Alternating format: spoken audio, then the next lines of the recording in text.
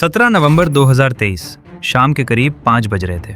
OpenAI का official statement आया कि सैम ऑल्टमैन अब ओपनएआई के सीईओ नहीं रहेंगे। ये खबर आग की तरह फैल गई और पूरी सिलिकॉन वैली हिल गई। कोई वार्निंग नहीं, कोई एक्सप्लेनेशन नहीं, बस एक लाइन और दुनिया की सबसे चर्चित एआई कंपनी का सीईओ एक झटके में अपनी ही कंपनी से बाहर हो गया। इन्वेस्टर्स के फोन बजने लगे, जर्नलिस्ट कंपनी की तरफ टूट पड़े। किसी को समझ ही नहीं आया कि अपनी ही कंपनी से उसके सीईओ को कोई कैसे निकाल सकता है। लेकिन इसके बाद जो हुआ वो बहुत चौंकाने वाला था। ओपनएआई के 700 से ज्यादा एम्प्लॉयज ने एक लेटर पे साइन किया, एक लाइन के साथ, अगर सैम नहीं आए हम भी नहीं रहेंगे। 700 लोग, एक पूरी कंपनी अपने सीईओ के लिए रिबेल हो गई। ये मोमेंट सिर्फ एक सीईओ की वापसी की कहानी नहीं है, ये उस इंसान की कहानी है जो 8 साल की उम्र में अपने घर में अकेला कंप्यूटर के सामने बैठा था, और उस इंसान तक जिसके हाथ में आज एआई का फ्यूचर है।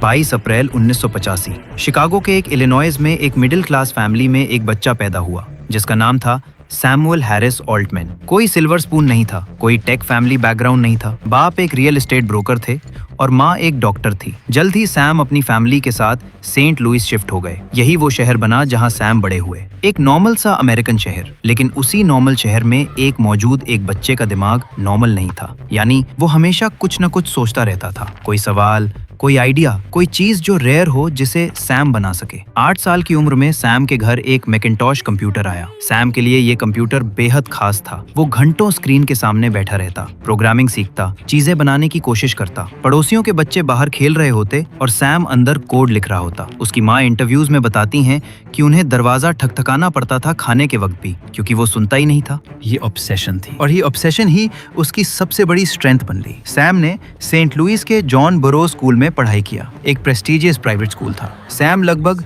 डेली स्कूल जाते थे। सैम क्लास में फिजिकली तो होते थे, लेकिन उसका दिमाग किसी और जगह लगा रहता था। टीचर कुछ पढ़ा रहा होता और सैम ऑलरेडी उस कॉन्सेप्ट को आगे ले जाकर किसी प्रॉब्लम पे अप्लाई कर रहा होता अपने जहन में। वो दुनिया को हर कदम पे चैलेंज करता था। ये तो हमेशा ऐसे ही होता है, ये आंसर उसे कभी सेटिस्फाई नहीं करता था। उसको जानना था कि ऐसे क्यों होता है, ऐसा नहीं होगा तो क्या होगा, क्या ये जरूरी है। कंप्यूटर्स के अलावा सैम को रीडिंग का भी जज्बा था, साइंस फिक्शन खास तौर पे। Isaac Asimov, Arthur C Clarke, वो कहानियां जो फ्यूचर में ले जाती हैं, जो दिखाती हैं कि टेक्नोलॉजी क्या कर सकती है इंसानों के लिए। इस तरह की बुक्स पढ़ना उसको काफी पसंद था। कुछ सालों में हाई स्कूल कंप्लीट हुआ, जिसके बाद सैम को स्टैनफोर्ड यूनिवर्सिटी में एडमिशन मिल गया। उसका सब्जेक्ट था कंप्यूटर साइंस। बता दूं कि स्टैनफोर्ड यूनिवर्सिटी से लैरी पेज और सर्गे ब्रिन जैसे धुरंधर निकले हैं, जिन्होंने बाद में गूगल का निर्माण किया। सैम यूनिवर्सिटी में काफी अच्छे से अपने एजुकेशन में ध्यान देते थे। उन्होंने लेक्चर्स अटेंड किया, असाइनमेंट्स पूरा किया, लेकिन कुछ समय बाद ही उन्हें ये फील होने लगा कि वो जिन चीजों को पढ़ रहे हैं उनका वैल्यू आज से 5 साल बाद खत्म हो जाएगा। बाहर की दुनिया काफी तेजी से आगे बढ़ रही है। इंटरनेट की वजह से नए नए चीजें आ रही हैं, स्टार्टअप्स उठ रहे हैं, आइडियाज इम्प्लीमेंट हो रहे थे, और सैम क्लासरूम में बैठा था, वो चीजें पढ़ रहा था जो उसकी रियल लाइफ में कोई वैल्यू ऐड नहीं कर रहा था। इसके बाद सैम ने थोड़ा सा भी देर नहीं किया और स्टैनफोर्ड छोड़ दिया। उसके घर पे ये खबर बिल्कुल भी अच्छी नहीं लगी होगी। कौन चाहता है कि उसका बच्चा स्टैनफोर्ड ड्रॉप आउट हो, लेकिन सैम ने ये डिसीजन डर से नहीं लिया था। ये एक कैलकुलेटेड रिस्क था अपने आप पे। सैम ने जब ड्रॉप लिया तो वो सिर्फ 19-20 साल के ही थे, लेकिन उनके माइंड में एक जबरदस्त स्टार्टअप आइडिया था। आइडिया का नाम था लूप्ड, एक location based social app. Simple concept, तुम अपने दोस्तों को रियल टाइम में देख सको मैप पे, वो कहाँ हैं, क्या कर रहे हैं, तुम्हारे पास हैं या दूर। 2005 में ये कॉन्सेप्ट जेन्युइनली रेवोल्यूशनरी था। स्मार्टफोन्स अभी मेन स्ट्रीम नहीं हुए थे, आईफोन लॉन्च भी नहीं हुआ था, जीपीएस सिर्फ मिलिट्री यूज में ज्यादा काम आता था। लेकिन सैम को विजन था कि ये फ्यूचर है, लोकेशन और सोशल लाइफ मिलेंगे एक जगह।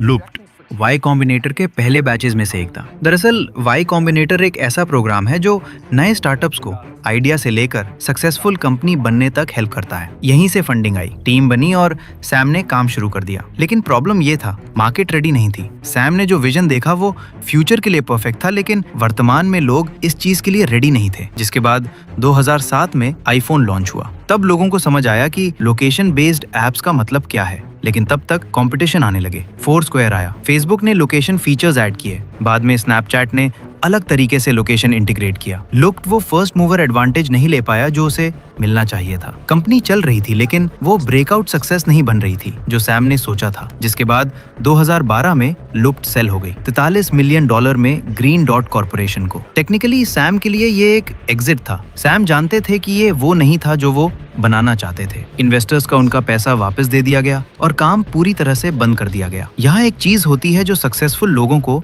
बाकी लोगों से अलग करती है। वो फेलियर को पर्सनली नहीं लेते, वो उसे डेटा की तरह ट्रीट करते हैं। क्या गलत हुआ, क्यों हुआ, अगली बार अलग क्या करेंगे। सैम ने यही किया और आने वाले समय के लिए खुद को तैयार किया। लुप्त के बाद सैम के पास कुछ था जो नया था, एक्सपीरियंस, नेटवर्क और एक प्रूवन ट्रैक रिकॉर्ड। उन्होंने कुछ गलत किया, ज्यादा चीजें सही किया और सबसे इम्पोर्टेंट सर्वाइव किया। पॉल ग्राम, वाई कॉम्बिनेटर के फाउंडर, ने सैम में कुछ देखा, एक अलग क्लैरिटी ऑफ थॉट, एक डिफरेंट लेवल की एनालिसिस। फाउंडर्स के साथ बात करो तो वो इंस्टेंटली समझ जाते हैं प्रॉब्लम कहाँ है। सैम पहले वाईसी के पार्टनर बने, फिर 2014 में प्रेसिडेंट। वाई कॉम्बिनेटर सिर्फ एक एक्सेलरेटर नहीं है, ये सिलिकॉन वैली की सबसे इंपॉर्टेंट फैक्ट्री है जहां रॉ आइडियाज आते हैं, 3 महीने की इंटेंस मेंटोरशिप मिलती है और कंपनियां बन के निकलती हैं। सैम के टेन्योर में वाईसी ने फंड किया और सपोर्ट दिया। एयरबीएनबी को, जिसने होटल इंडस्ट्री की नींद उड़ाई, स्ट्राइप को, जिसने ऑनलाइन पेमेंट्स को इतना सिंपल बना दिया कि एक टीनेजर भी इंटरनेशनल बिजनेस रन कर सके, ड्रॉपबॉक्स को, जिसने क्लाउड स्टोरेज को मेन स्ट्रीम किया, रेडिट को, जहां आज इंटरनेट की आधी कन्वर्सेशंस होती हैं। ये कंपनियां आज कलेक्टिवली $500 बिलियन से ज्यादा वैल्यू करती हैं। यहाँ एक चीज हुआ जो बहुत इंपॉर्टेंट था, सैम की आइडिया पैटर्न रिकग्निशन डेवलप हुई। हजारों फाउंडर से मिले, हजारों पिचेस सुनी, क्या काम करता है क्या नहीं, इन चीजों के बारे में बारीकी से समझा और इसी एक्सपीरियंस ने उन्हें तैयार किया उस एक कन्वर्सेशन के लिए जो सब बदलने वाली थी। 2015 का वो वक्त था जब एआई रिसर्च सीरियसली शुरू हो चुकी थी। गूगल के पास डीप माइंड था, फेसबुक भी एआई पर काफी ज्यादा रिसर्च करता था, अमेज़न, माइक्रोसॉफ्ट सब एआई में इन्वेस्ट कर रहे थे। लेकिन सैम और कुछ लोगों के दिमाग में एक डर था, अगर आर्टिफिशियल इंटेलिजेंस सिर्फ 2 से 3 बड़ी कंपनियों के हाथ में रहे और वो कंपनियां अपने कमर्शियल इंटरेस्ट के लिए यूज करे तो, अगर एआई ह्यूमैनिटी के लिए नहीं कुछ लोगों के प्रॉफिट के लिए बन जाए तो। इसी सवाल से निकला ओपन एआई। 2015 में फॉर्मली लॉन्च हुआ। नॉन प्रॉफिट स्ट्रक्चर था इनिशियली। को फाउंडर्स में थे एलॉन मस्क, ग्रेग ब्रॉकमैन, इलिया सट्सकेवर और कुछ और रिसर्चर्स। इसमें सैम एक की फाउंडिंग मेंबर थे। $1 बिलियन की इनिशियल फंडिंग प्लेस की गई, लेकिन पैसा सेकेंडरी था, मिशन प्राइमरी था। आर्टिफिशियल जनरल इंटेलिजेंस को सेफ तरीके से डेवलप करो और इसका बेनिफिट सबको मिले, सिर्फ शेयर होल्डर्स को नहीं। एआई को साइंस फिक्शन से रियलिटी बनाना था, लेकिन इस तरह की वो ह्यूमैनिटी का टूल बने, ना किसी कंपनी का वेपन।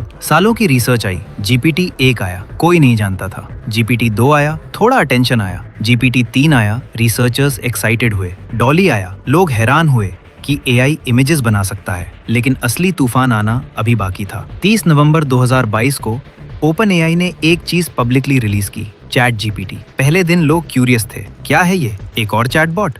दूसरे हफ्ते लोग हैरान थे, ये तो एक्चुअली लिखता है, ये समझता है, इसने मेरा कोड फिक्स कर दिया। पहले महीने में 1 मिलियन यूजर्स हो गए। किसी भी कंज्यूमर ऐप ने इतनी तेजी से इतने यूजर्स कभी नहीं पकड़े थे इन मॉडर्न हिस्ट्री में। 2 महीने में 100 मिलियन यूजर्स। नेटफ्लिक्स को 100 मिलियन यूजर्स तक पहुंचने में 3.5 साल लगे, इंस्टाग्राम को 2.5 साल।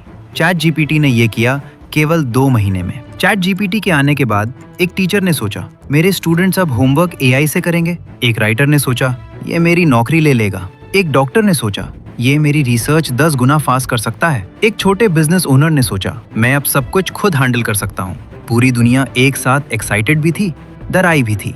एआई अब इमेजिनेशन और मूवीज से निकल के हमारे फोन्स में आ गया था। और सैम ऑल्टमैन, वो इंसान जिसने 8 साल की उम्र में अकेले घर में कोड लिखना सीखा था, वो अब एक ऐसी रेवोल्यूशन के सेंटर में था जिसको रोक पाना किसी के लिए पॉसिबल नहीं था। इस वक्त तक सैम दुनिया भर में फेमस हो गए थे। बड़े बड़े इन्वेस्टर्स उनकी कंपनी में करोड़ों डॉलर्स इन्वेस्ट करने के लिए तैयार थे। लेकिन सैम को जल्द ही एक बहुत बड़ा झटका लगने वाला था। चैट जीपीटी के लॉन्च के ठीक 1 साल बाद नवंबर 2023 को ओपन एआई के बोर्ड ने एक अनाउंसमेंट किया, सैम ऑल्टमैन को सीईओ पोजीशन से हटा दिया जा रहा है। रीजन? बोर्ड ने कहा, सैम खुलकर चीजों को शेयर नहीं करते, वो बातों को घुमाते ज्यादा हैं। बस इतना ही, और कोई खास डिटेल नहीं, कोई ठोस कारण नहीं, बस एक डिसीजन। और पूरी की पूरी सिलिकॉन वैली हिल गई। माइक्रोसॉफ्ट, जिसने ओपन एआई में $10 बिलियन इन्वेस्ट किया था, कि सीईओ सत्य नडेला का फोन बजने लगा। इन्वेस्टर्स पैनिक में थे, सैम के क्लोज सपोर्टर्स कंफ्यूज थे और सैम खुद, उन्होंने एक सिंपल ट्वीट किया, ओपन एआई में मेरा टाइम ट्रांसफॉर्मेटिव था, अब आगे देखते हैं क्या होता है। लेकिन फिर कुछ ऐसा हुआ जिसने पूरी दुनिया को सोचने पर मजबूर कर दिया। ऐसा आज तक कॉर्पोरेट के इतिहास में नहीं हुआ था। ओपन एआई के अंदर से एक वेव आया, एम्प्लॉयज बात करने लगे, एक लेटर सर्कुलेट हुआ, एक दिन में 500 सिग्नेचर्स, दूसरे दिन 700। ऑलमोस्ट पूरी कंपनी ने साइन किया, अगर सैम वापस नहीं आते हम रिजाइन कर देंगे। ये सिर्फ लॉयल्टी नहीं थी, ये एक स्टेटमेंट था। सैम ने कुछ ऐसा बिल्ड किया था कि लोग जेन्युइनली फील करते थे कि उनका मिशन सैम के बिना आगे नहीं चलेगा। 5 दिन, इंटेंस नेगोशिएशंस, बोर्ड पे प्रेशर, इन्वेस्टर्स ने अल्टीमेटम दिया और 5वें दिन सैम वापस सीईओ बन गए। बोर्ड रीऑर्गेनाइज हुआ, नए मेंबर्स आए। सैम के लाइफ का ये चैप्टर एक चीज क्लियरली प्रूव करता है, रियल लीडरशिप वो होती है जो लोगों के दिल में होती है। टाइटल कोई भी ले सकता है, लेकिन 700 लोगों का ट्रस्ट वो सिर्फ सालों की जेन्युइन डेडिकेशन से आता है। बहुत बार जब हम किसी बड़े इंसान के बारे में सुनते हैं, वो एक फिगर बन जाता है, अचीवमेंट्स की लिस्ट, नंबर्स की स्टोरी। लेकिन सैम ओल्टमैन एक रियल इंसान है, अपनी कॉम्प्लेक्सिटीज के साथ। सैम ओपनली गे हैं, उन्होंने कभी इसे हाइड नहीं किया, कभी अपोलोजाइज भी नहीं किया। उनके पार्टनर हैं ओलिवर मुल्हेरिन। प्राइवेट लाइफ बहुत लो प्रोफाइल रखते हैं क्योंकि वो जानते हैं कि दुनिया के सामने क्या रिप्रेजेंट करना चाहिए और क्या नहीं। सैम का कुछ लोग इस बात के कारण निंदा भी करते हैं, लेकिन सैम को उन लोगों से और उनकी फालतू बातों से कोई फर्क नहीं पड़ता। रीडिंग उनकी दूसरी ऑब्सेशन है, science fiction, philosophy, history, futurism. Nick Bostrom की सुपर इंटेलिजेंस जो एआई रिस्क्स के बारे में है, उनकी फेवरेट बुक्स में से एक है। ये इंटरेस्टिंग है क्योंकि वो खुद एआई बना रहे हैं और साथ में एआई के रिस्क्स के बारे में सबसे ज्यादा पढ़ते भी हैं। सैम कांग्रेस के सामने गए हैं, अमेरिका की पार्लियामेंट में टेस्टिमनी दी है, खुद कहा है एआई को रेगुलेट होना चाहिए, एआई को कंट्रोल में रखना बेहद जरूरी है। किसी बड़ी कंपनी बस को इसका एक्सेस नहीं दे सकते, वो ह्यूमैनिटी के लिए खतरा बन जाएगा। ये रेगुलेट होता है तो सभी लोग एआई का यूज कर पाएंगे और खुद एआई से अपने काम के बोझ को कम कर सकेंगे। आज ओपन एआई एक ऐसी कंपनी है जिसका असर प्रैक्टिकली हर फील्ड में दिख रहा है। हेल्थ केयर में डॉक्टर्स एआई से डायग्नोसिस इंप्रूव कर रहे हैं, एजुकेशन में स्टूडेंट्स पर्सनलाइज्ड ट्यूटरिंग ले रहे हैं, कोडिंग में इंजीनियर्स प्रोडक्टिविटी डबल कर रहे हैं, राइटिंग में क्रिएटर्स नए आइडियाज एक्सप्लोर कर रहे हैं। और सैम के मुताबिक ये सिर्फ शुरुआत है। कंपनी की वैल्यूएशन $80 बिलियन से ज्यादा हो चुकी है। सैम बिलियनियर हैं, वर्ल्ड के टॉप इन्फ्लुएंशियल लोगों में उनकी गिनती होती है, लेकिन उनका एक्चुअल ऑब्सेशन अभी भी वही है जो 2015 में था, एआई को जेन्युइनली ह्यूमैनिटी के लिए यूजफुल बनाना। वो खुद कहते हैं कि एआई शायद सबसे बड़ी टेक्नोलॉजी रेवोल्यूशन है जो ह्यूमंस ने कभी एक्सपीरियंस की है, इंडस्ट्रियल रेवोल्यूशन से भी बड़ी पोटेंशियली। और उस रेवोल्यूशन के सेंटर में एक वो लड़का है जो छोटे से सेंट लुइस में बड़ा हुआ था। सोचो, आज से 20 साल बाद कोई इस डॉक्यूमेंट्री को देख रहा होगा, वो देखेगा कैसे 2022 में एक चीज लॉन्च हुई जिसने सब बदल दिया, कैसे एक कंपनी ने प्रूव किया कि एआई सिर्फ लैब्स में नहीं, हर इंसान की जिंदगी में हो सकता है, और कैसे एक बंदा था जिसके ऊपर सब कुछ डिपेंड करता था। वो डॉक्यूमेंट्री देखने वाला शायद सोचेगा, काश मैं उस वक्त होता, काश मैं उस रेवोल्यूशन का हिस्सा होता। लेकिन तुम हो अभी, इस वक्त। ये रेवोल्यूशन अभी चल रही है, एआई अभी शेप हो रही है, रूल्स अभी लिखे जा रहे हैं, और जो लोग आज क्यूरियस हैं, जो आज सवाल पूछ रहे हैं, जो आज कुछ बनाना चाहते हैं, वो लोग कल की उस डॉक्यूमेंट्री में होंगे। सैम ओल्टमैन ने कुछ स्पेशल नहीं किया था, उन्होंने बस ये डिसाइड किया था कि वो क्यूरियस रहेंगे, वो रुकेंगे नहीं। दुनिया नहीं कह दे तो भी वो अपना जवाब ढूंढेंगे। ये डिसीजन तुम्हारे सामने भी है।